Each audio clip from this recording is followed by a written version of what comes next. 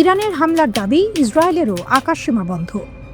ইরানের হামলা চালানোর তথ্য জানিয়েছে ইসরায়েল। তারা এটিকে পূর্ব নির্ধারিত আক্রমণ বলে উল্লেখ করেছে।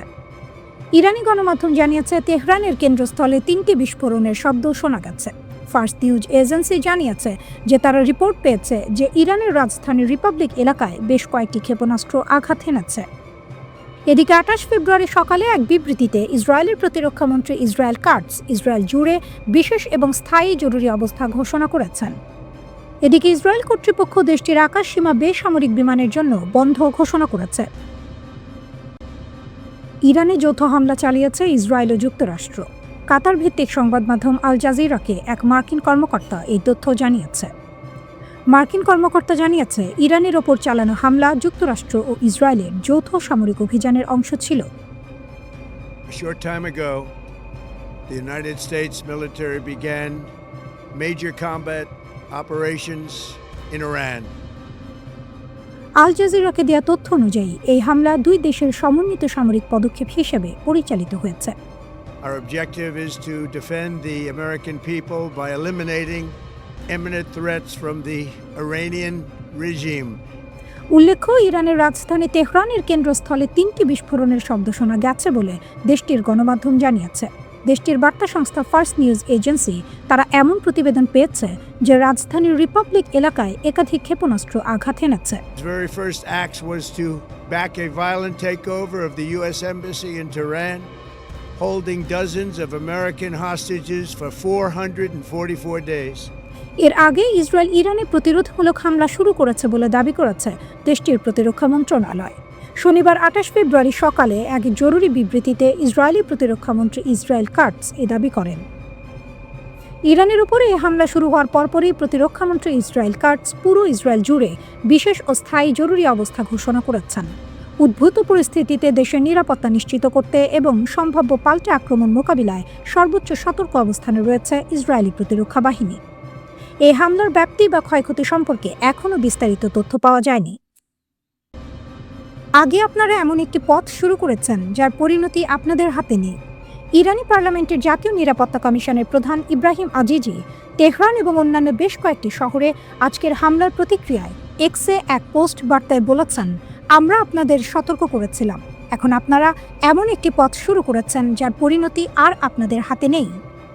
ইরানি কর্মকর্তারা পূর্বে সতর্ক করেছিলেন যে দেশটির উপর যে কোনো আক্রমণ এই অঞ্চলকে যুদ্ধে নিমজ্জিত করবে।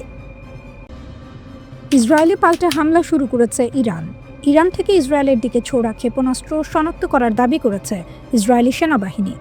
এরপর সতর্কতামূলকভাবে দেশের বিভিন্ন স্থানে সাইরেন বাজানো হয়েছে। খবর আল জাজিরার।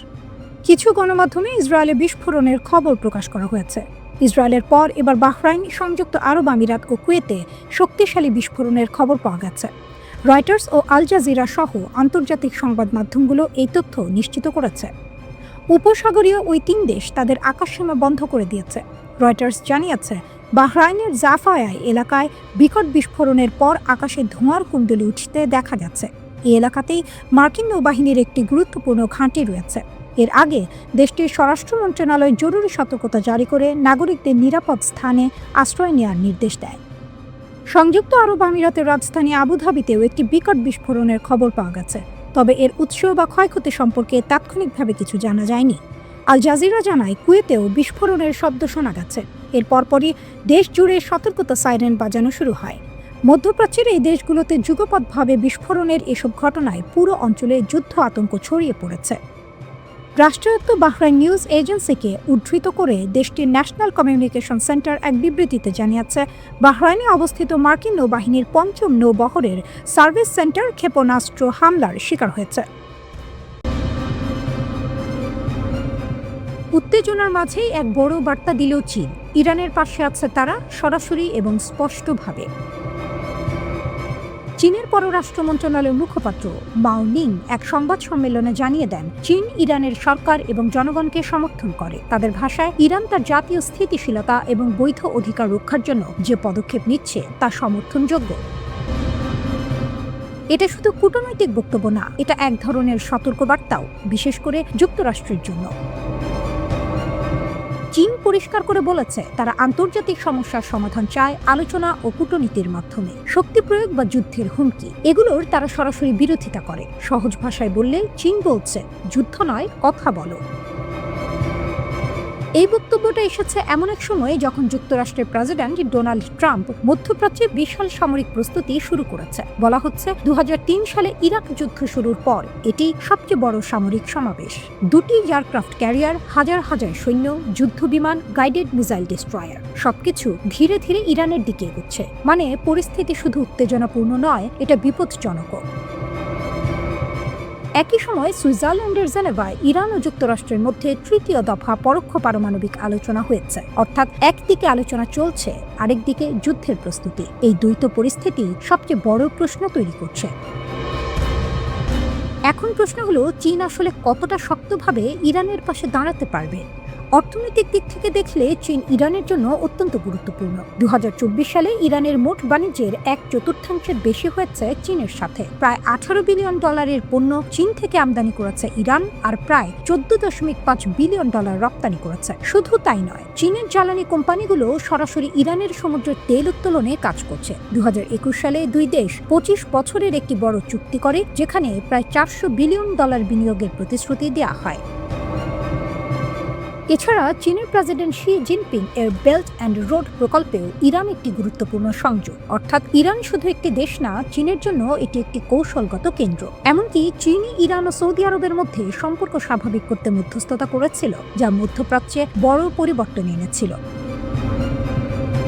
এদিকে নতুন খবর হলো, ইরান চীনের কাছ থেকে উন্নত অ্যান্টিশিপ ক্রুজ মিসাইল কিনতে চুক্তির কাছাকাছি পৌঁছেছে। অর্থাৎ সামরিক সহযোগিতাও বাড়ছে। আরেকটি চমকপ্রদ তথ্য এসেছে চীনের একটি গোয়েন্দা সংযুক্ত প্রতিষ্ঠান মাইজার ভিশন থেকে। তারা স্যাটেলাইট ছবি প্রকাশ করেছে, যেখানে দেখা যাচ্ছে ইসরায়েলের একটি ঘাঁটিতে যুক্তরাষ্ট্রের স্টেলথ যুদ্ধ বিমান মোতায়েন করা হয়েছে। এই ঘাঁটির নাম অফ দ্য এয়ারবেস। এখানে অন্তত 11টি F-22 রাপ্টর যুদ্ধ বিমান দেখা গেছে। এই বিমানগুলো বিশ্বের সবচেয়ে উন্নত স্টেলথ ফাইটার হিসেবে পরিচিত।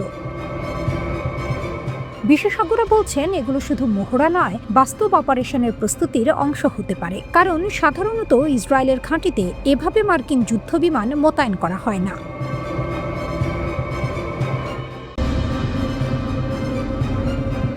মধ্যপ্রাচ্যে যুদ্ধের প্রস্তুতি, একদিকে ইরানকে ঘিরে উত্তেজনা, অন্যদিকে হঠাৎ এমন এক ঘটনা সামনে এলো যা ওয়াশিংটনের ভেতরেই কাঁপন ধরিয়ে দিয়েছে। প্রশ্নটা সোজা, যুক্তরাষ্ট্র কি বড় ধরনের গোয়েন্দা ধাক্কা খেল?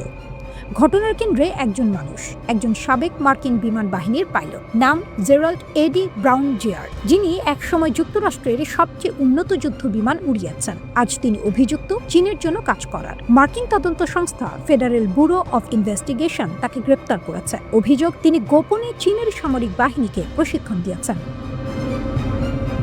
এটা শুধু কোনো সাধারণ অভিযোগ না, এটা এমন এক অভিযোগ যা সরাসরি যুক্তরাষ্ট্রের জাতীয় নিরাপত্তাকে হুমকির মুখে ফেলতে পারে। ব্রাউন প্রায় 20 বছর মার্কিন বিমান বাহিনীতে কাজ করেছেন। তিনি চালিয়েছেন বিশ্বের সবচেয়ে আধুনিক স্টেলথ যুদ্ধ বিমান F-35 লাইটনিং II এবং F-22 রাপ্টর। এই বিমানগুলো শুধু যুদ্ধ বিমান নয়, এগুলো যুক্তরাষ্ট্রের সামরিক শক্তির প্রতীক। এগুলোর কৌশল, প্রযুক্তি, অপারেশনাল পদ্ধতি সবকিছুই অত্যন্ত গোপন। কিন্তু অভিযোগ বলছে এই গোপন জ্ঞানই নাকি ব্রাউন পৌঁছে দিয়েছেন চীনের হাতে। তদন্তে জানা গেছে 2023 সালের ডিসেম্বর থেকে তিনি চীনে অবস্থান করেছেন। এই সময় তিনি চীনের পিপলস লিবারেশন আর্মি এয়ার ফোর্সের পাইলটদের সরাসরি প্রশিক্ষণ দিয়েছেন।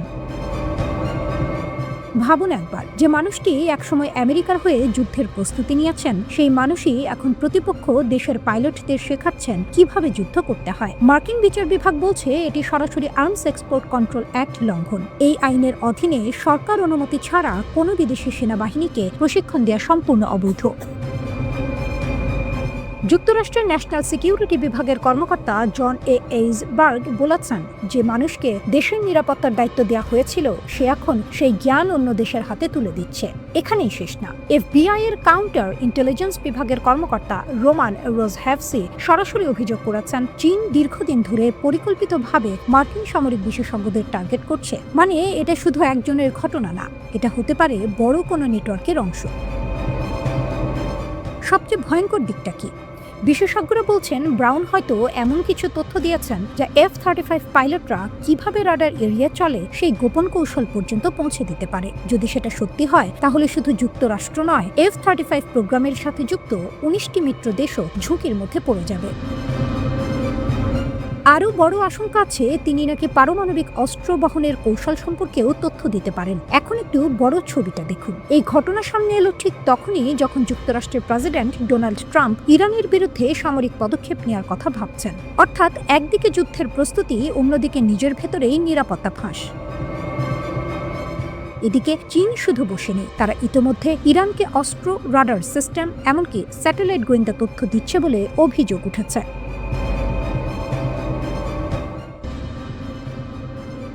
খেলায় একসাথে নামছে ইরান, সৌদি আরব এবং যুক্তরাষ্ট্র। মধ্যপ্রাচ্যের উত্তেজনা এখন আর শুধু যুদ্ধের হুমকিতে সীমাবদ্ধ নেই, এটি সরাসরি আঘাত হানছে বিশ্ব অর্থনীতির কেন্দ্রে, তেল বাজারে। হঠাৎ তেলের বন্যা, ইরানের জরুরি প্রস্তুতি। যুদ্ধের আশঙ্কা বাড়তে ইরান দ্রুত তেল রপ্তানি বাড়িয়ে দিয়েছে। পারস্য উপসাগরে খার্ক আইসল্যান্ড, যেখান থেকে ইরানের প্রায় 90% তেল রপ্তানি হয়, সেখানে অস্বাভাবিক তৎপরতা দেখা গেছে। মাত্র কয়েকদিনে 15 থেকে 20 ফেব্রুয়ারিতে প্রায় 20.1 মিলিয়ন ব্যারেল তেল লোড করা হয়েছে। দৈনিক গড়ে 3 মিলিয়ন ব্যারেল, যেখানে আগে এই সংখ্যা ছিল মাত্র 1.54 মিলিয়ন ব্যারেল বা দিন। অর্থাৎ ইরান প্রায় 3 গুণ বেশি তেল বাজারে পাঠাচ্ছে। কেন? সহজ উত্তর, যুদ্ধের আগে যতটা সম্ভব বিক্রি করে ফেলো। কারণ যদি যুক্তরাষ্ট্র হামলা করে তাহলে এই তেল স্থাপনা সবচেয়ে আগে টার্গেট হতে পারে। সৌদি আরবও মাঠে নামল। ইরান একা নয়, সৌদি আরবও একই পথে হাঁটছে। তারা তেল উৎপাদন ও রপ্তানি বাড়াচ্ছে, যেন যুদ্ধ শুরু হলে সরবরাহ বন্ধ হয়ে না যায়, বিশ্ববাজারে নিজেদের নিয়ন্ত্রণ বজায় থাকে। এটা নতুন কিছু নয়। 2025 সালে ইরান ইসরায়েল উত্তেজনার সময়ও সৌদি আরব একই কৌশল নিয়েছিল। কেন এত গুরুত্বপূর্ণ এই তেল? ইরান বিশ্বে মোট তেলের প্রায় 3% সরবরাহ করে। শুনতে কম মনে হলেও এই 3% হঠাৎ বন্ধ হয়ে গেলে বাজার কেঁপে ওঠে। ইতিমধ্যেই উত্তেজনার কারণে তেলের দাম 6 মাসের সর্বোচ্চ পর্যায়ে পৌঁছেছে, কারণ বাজার ভয় পাচ্ছে যদি যুদ্ধ শুরু হয়। হরমুজ প্রণালী বিশ্বের সবচেয়ে বিপজ্জনক ককে পয়েন্ট। সবচেয়ে বড় ঝুঁকি এখানে স্ট্রেইট অফ হরমুজ। এই সরু জলপথ দিয়ে প্রতিদিন প্রায় 16.5 মিলিয়ন ব্যারেল তেল যায়। এটি ব্যবহার করে ইরাক, কুয়েত, সৌদি আরব, UAE।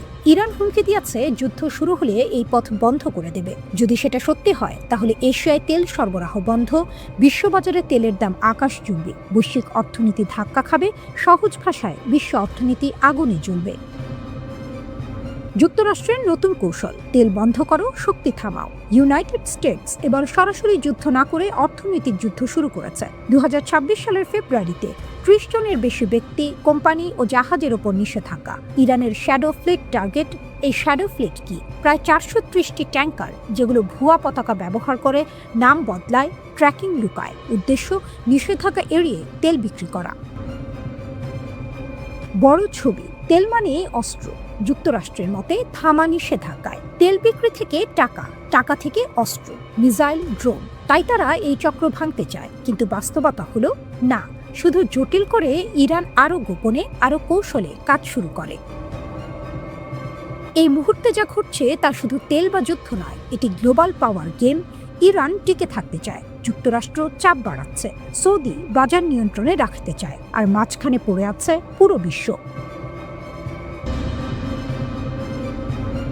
ট্রাম্প দাবি করেছেন ইরান এমন ক্ষেপণাস্ত্র তৈরি করছে যা খুব শিগগিরই যুক্তরাষ্ট্রের মূল ভূখণ্ডে আঘাত হানতে পারবে। তার ভাষায় ইরান ইতিমধ্যে ইউরোপে হামলার সক্ষমতা অর্জন করেছে, আর তারা এমন মিসাইল বানাচ্ছে যা শিগগিরই আমেরিকায় পৌঁছাবে। কিন্তু এখানেই শুরু হচ্ছে বিতর্ক। যুক্তরাষ্ট্রের গোয়েন্দা সংস্থাগুলোর অভ্যন্তরীণ মূল্যায়ন বলছে এই দাবি বাস্তবতার সাথে মেলে না। ডিফেন্স ইন্টেলিজেন্স এজেন্সি এর 2025 সালের রিপোর্ট অনুযায়ী ইরান অন্তত 2035 সালের আগে কার্যকর আন্তঃমহাদেশীয় ব্যালিস্টিক মিসাইল তৈরি করতে পারবে না। অর্থাৎ ট্রাম্প যে তাৎক্ষণিক হুমকি দেখাচ্ছেন, গোয়েন্দারা বলছেন সেটা দীর্ঘমেয়াদী সম্ভাবনা। মার্কো রুবিও অবশ্য একেবারে ভিন্ন সুরে কথা বলেছেন। তিনি স্বীকার করেছেন ইরান ধীরে ধীরে মিসাইলের পাল্লা বাড়াচ্ছে, স্যাটেলাইট উৎক্ষেপণ প্রযুক্তি ব্যবহার করছে, ভবিষ্যতে যুক্তরাষ্ট্রে পৌঁছানোর সক্ষমতা অর্জনের পথে রয়েছে। কিন্তু এখানেও গুরুত্বপূর্ণ বিষয় হলো পথে রয়েছে মানে এখনই সক্ষম নয়।